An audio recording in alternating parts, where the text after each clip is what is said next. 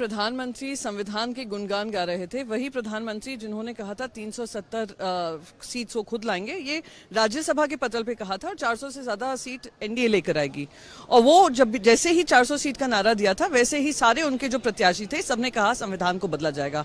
आज वो संविधान का गुणगान कर रहे थे। 2 बार एलओपी, 3-4 बार एलओपी ने रिक्वेस्ट की कि वो इंटरवीन करना चाहते हैं, क्योंकि वहां पे झूठ परोसा जा रहा था।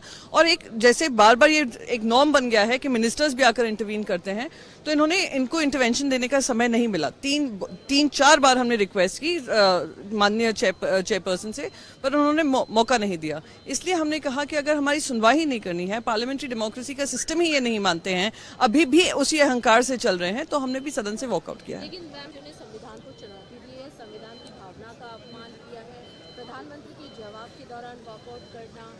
संविधान को चुनौती कौन दे रहा है? संविधान को चुनौती यही दे रहे हैं जो पार्लियामेंट्री परंपरा को खत्म करने का काम कर रहे हैं। आज देश के इतिहास में पहली बार हुआ होगा जब लोकसभा में लीडर ऑफ ऑपोजिशन बोल रहे थे, खुद प्रधानमंत्री उठकर इंटरवीन कर रहे थे, खुद गृह मंत्री कर रहे थे, खुद रक्षा मंत्री कर रहे थे। ये संविधान का हवाला देंगे जिन्होंने हर तरीके से संविधान को खत्म करने का कोशिश की है। यहाँ तक कि पूरा कैंपेन ही इसके ऊपर बनाया था कि हम लोग 400 पार लाएंगे और हम संविधान को बदलेंगे।